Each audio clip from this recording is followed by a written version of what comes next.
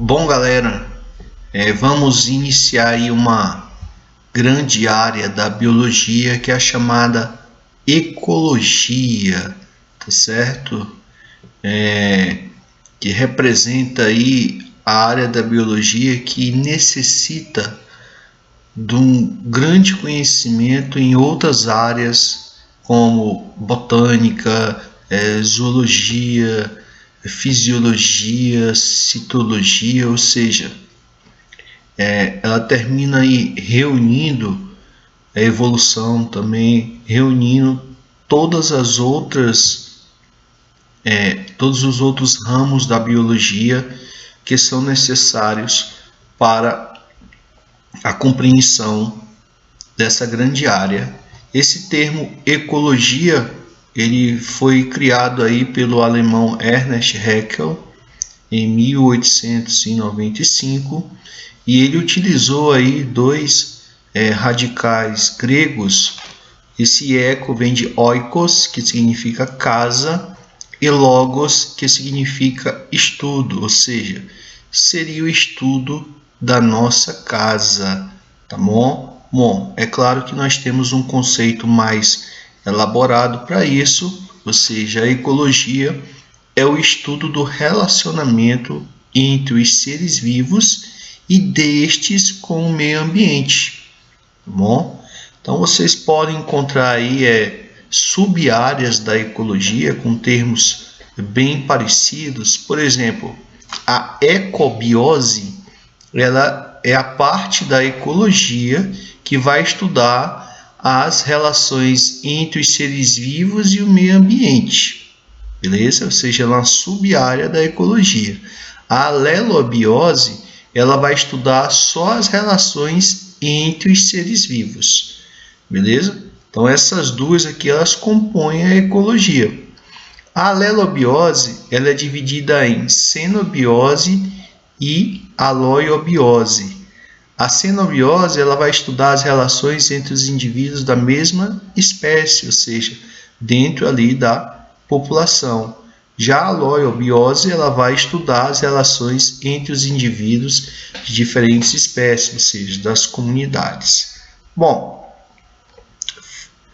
existem esses dois termos que muitas vezes são tratados como sinônimos, mas que são bem diferentes. O termo ecólogo, ecologista ou ambientalista. Será que ecólogo e ecologista é a mesma coisa? Bom, essas duas imagens, elas mostram que não. O ecólogo é aquele cidadão que pesquisa dentro de ecologia, ou seja, é um cientista da área de ecologia, ou seja, pode ser um biólogo que se especializou em mestrado a nível de doutorado na área de ecologia, ou hoje no Brasil já existem cursos de graduação em ecologia, tá bom? Bom, já o ecologista, que é o mesmo ambientalista, ele não precisa ser um acadêmico, tá bom? É qualquer pessoa que defenda uma causa ambiental, tá certo? Então, aqui nós temos nessa imagem, por exemplo, a Greta Thunberg, que é uma sueca ecologista, ambientalista, que defende aí a causa ambiental, principalmente voltada aí aos efeitos do aquecimento global, tá bom? Bom, dentro de ecologia nós temos alguns conceitos básicos que vão ser necessários para os demais assuntos que iremos abordar daqui por diante. Então, primeiramente, o conceito de espécie é fundamental, tá? Dessa unidade taxonômica. Esse conceito que eu trago para vocês aqui é o chamado conceito biológico de espécie, que é o mais adotado, é o mais interessante para a gente aqui. Você sabe que existem outros conceitos. Hoje se fala muito no conceito filogenético, que representa aquele grupo de indivíduos que descendem de um mesmo ancestral em comum próximo. Mas o conceito biológico é o conceito mais aplicável, executável, mais prático, tá bom? E é o fundamental aqui para a gente entender, serve de base para a gente entender os demais conceitos. Então, espécie é um conjunto de indivíduos morfologicamente e fisiologicamente semelhantes, capazes de se intercruzarem e gerar descendentes férteis e semelhantes, tá bom? Então, nesse caso aqui, você vê, por exemplo, aqui o cachorro, né, e o lobo. Então, eles são de espécies diferentes. Por quê? Porque eles, ao acasalar, eles não geram descendentes férteis, tá certo? Por isso que aqui você tem o canis familiares e você tem o canis lupus, que é o lobo, tá bom? Assim como você tem também o canis latrans, que é o coiote. São espécies diferentes, mas muito parecidas morfológica e fisiologicamente. Bom, o indivíduo é um exemplar de cada espécie desse. Então aqui você tem um indivíduo, aqui você tem outro indivíduo, tá bom? Bom, um conjunto de indivíduos da mesma espécie é o que nós chamamos de população, ou seja, aqui você tem uma população de elefantes, ou seja, estão convivendo aqui numa área comum num determinado período de tempo.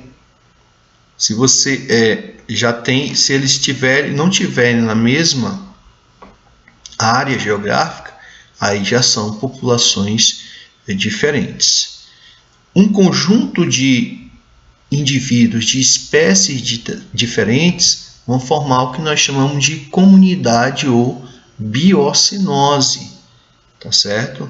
Onde você tem ali, vivendo na mesma área, mantendo entre si um relacionamento, muitas vezes harmônico e outras vezes desarmônicos, ou seja, prejudicial para algum deles, mas você tem ali um conjunto de populações, ou seja, de organismos de diferentes espécies, tá certo?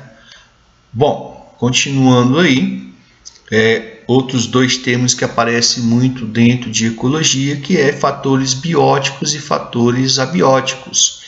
Os fatores bióticos são representados pelos seres vivos. Então, no ambiente só tem os seres vivos, representam os fatores bióticos.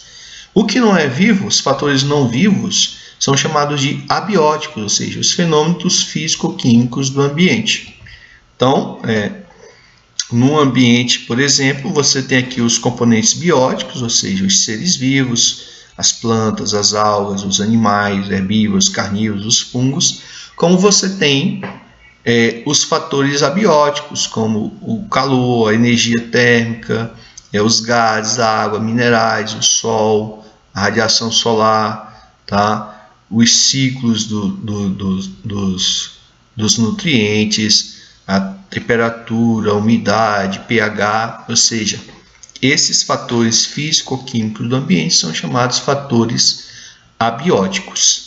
E a interação entre esses fatores abióticos e os fatores bióticos forma o que a gente chama de ecossistema, beleza?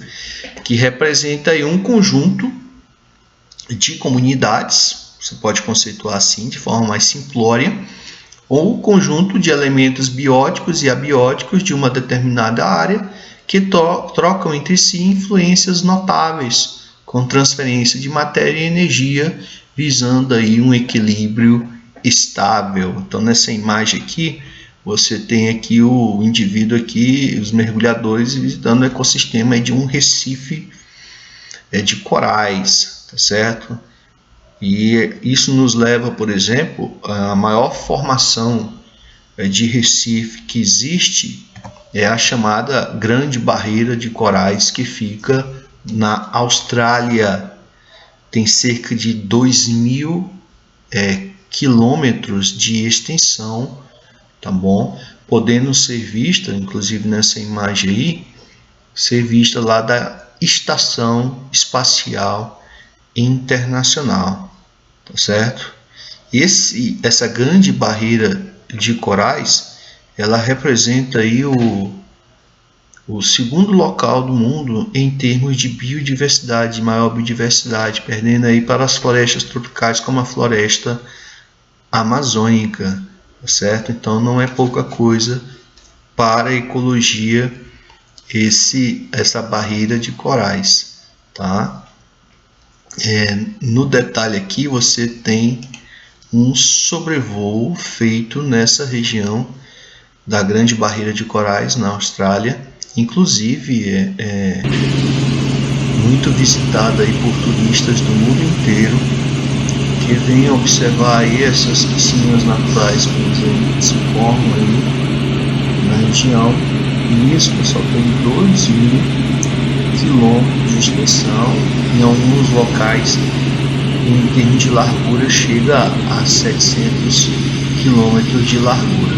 Então você tem aí uma infinidade de espécies que vivem aí e tornam este ambiente um grande ambiente de biodiversidade.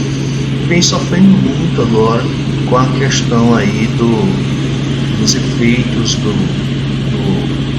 agravamento do excesso de gás carbônico na atmosfera, levando aí, por exemplo, ao branqueamento dos corais, entre outros fatores que podem acontecer, por exemplo, com a destruição da carapaça dos corais e de outros animais, vem sofrendo aí os efeitos do excesso de gás carbônico, da queima de combustíveis fósseis.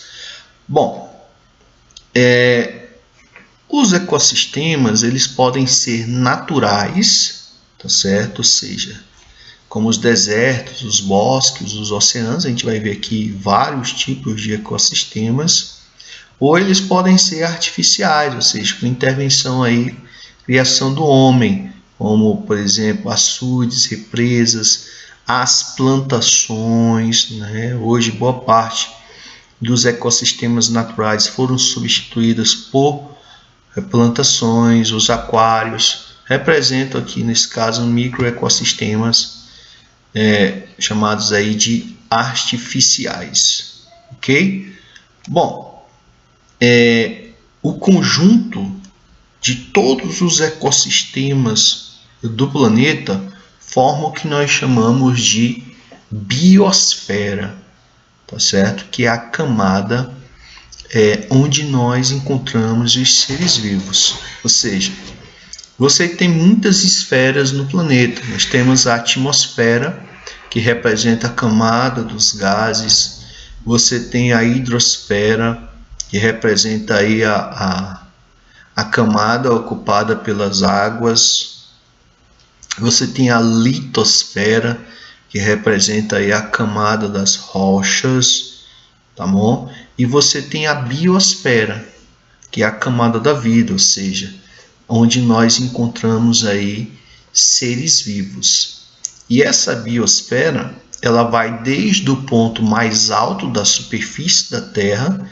Nós temos aqui, por exemplo, o pico do Monte Everest, por volta aí de 9.000 metros de altitude, até a parte mais baixa dos oceanos, onde nós temos aí as chamadas fossas marianas, que fica ali próximo do Mar do Japão, com cerca de 11.000 metros de profundidade, ou seja, a espessura da biosfera é por volta aí de 20.000 metros, ou seja, são 20 quilômetros, que 20 quilômetros,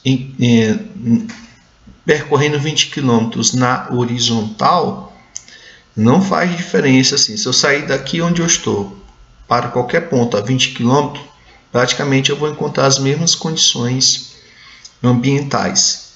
Agora, em termos na vertical, 20 quilômetros muda muita coisa, tá certo? Quais são as condições aqui, por exemplo, no Monte Everest, de rarefação de gases, de baixa pressão, para que o fundo de um oceano de elevadíssima pressão, tá certo? Então, esse deslocamento na vertical traz grandes modificações nos chamados fatores abióticos e termina isso interferindo nos fatores bióticos, tá bom? Então essa é a faixa da biosfera. Bom, então nós temos aqui a forma clássica de se mostrar os níveis de organização dos seres vivos, tá certo? Isso aqui vocês aprenderam já e já ouviram falar muitas vezes em anos anteriores, tá bom? A vida, a biologia, ela começa aqui a partir da célula, tá bom? Que é a unidade básica da vida. Só lembrando que essa célula é formada por organelas, as organelas formadas por moléculas e formada por átomos, tá bom? Bom, essa célula se organiza em tecidos, tecidos em órgãos, órgãos em sistemas, sistema forma o organismo. Então, isso aqui foi tudo que vocês estudaram até agora, chegar em ecologia. Tá bom? Aqui dentro da histologia, da fisiologia, anatomia e das outras áreas, os tecidos vegetais que estudaram. Bom, a ecologia ela pega daqui para frente, ou seja, o conjunto de organismos da mesma espécie forma uma população. O conjunto de populações, ou seja, o conjunto de indivíduos de diferentes espécies, formam uma comunidade ou biocenose. Tá? Então está aqui o lobo, a cobra, as árvores. O conjunto de comunidades vai formar aqui o que nós chamamos de ecossistema, que é o resultado aí da interação entre todos os seres vivos dessa área geográfica com os fatores abióticos. E o conjunto de todos os ecossistemas da Terra forma o que nós chamamos de biosfera. Tá bom? Então, isso aqui é a exemplificação clássica aí dos níveis de organização dos seres vivos. Bom, nós temos também dentro de ecologia outros conceitos fundamentais. Por exemplo, biótopo e habitat. Então a gente pensa que é a mesma coisa, só que na realidade tem uma diferença entre eles. Então, o termo que mais aparece é o termo habitat. Como seria isso? O biótopo é a área geográfica onde vive, é ocupada por uma comunidade, uma biocenose, beleza? E aí dentro daquele biótopo nós temos vários habitats, ou seja, é a área do biótopo ocupada por uma determinada espécie. O habitat é o local onde vive uma espécie, o biótopo ele é maior, porque ele é ocupado aí por uma comunidade, beleza? Bom, o conceito de nicho ecológico também é outro conceito importantíssimo, porque ele se refere aí ao conjunto de todas as funções desempenhadas por um ser vivo no ambiente, por uma espécie no ambiente, pelo indivíduo de uma espécie no ambiente. Ou seja, vai representar aí o papel ecológico, o papel do indivíduo, por exemplo, na cadeia alimentar. Tá certo? Ou seja, quem são os predadores dele? Os predadores dependem dele. Então, ele é fonte de alimento para os predadores. Então, ele tem um papel ali. Quem são os parasitas que utilizam o corpo dele como fonte de alimento? Quem são as presas dele, o alimento dele? Tá? Ele é um predador, ele é um herbívoro. A água que ele consome. Este indivíduo ele interfere, ou os indivíduos que ele se relaciona interferem, o que ele se alimenta, termina dando uma contribuição para a temperatura do ambiente, a umidade do ambiente, o seu local de reprodução, a sua relação com os outros da mesma espécie, ou seja, esse conjunto de funções, de profissões que ele tem no ambiente que ele vive é o que nós chamamos de nicho ecológico. Então é um conceito bem abrangente que engloba aí todos os papéis desempenhados por uma espécie dentro do ambiente. Mais na frente a gente vai ver que quando uma espécie passa a ocupar o mesmo nicho ecológico da outra, ou seja, isso acontece muito, elas vão competir entre si. A competição ela vai acontecer quando você tem duas espécies que passam a ocupar o mesmo nicho ecológico. Por exemplo, leões e tigres. Eles não estão no mesmo habitat. Tá bom? Porque você tem ali, por exemplo, os leões que são africanos e os tigres lá asiáticos. Mas eles praticamente são carnívoros. Então, se eles forem viver no mesmo ambiente, eles vão ocupar naquele ambiente o mesmo nicho ecológico. E aí eles vão competir entre si. E a competição, a gente sabe que ela é sempre negativa para os dois. Por quê? Porque uma hora um vence, outra hora outro vence. Tá certo? Então, para a espécie competir não é interessante, porque isso vai, de certa forma, provocar redução populacional em ambos os indivíduos que estão competindo, beleza? Bom, a gente vai falar muito de nicho ecológico dentro da ecologia. O conceito de bióculo também é um conceito que aparece dentro de ecologia, representa o conjunto de condições necessárias à adaptação de uma biocenose no biótopo, ou seja, cada região dessa do planeta é um biótopo que é onde vive uma comunidade.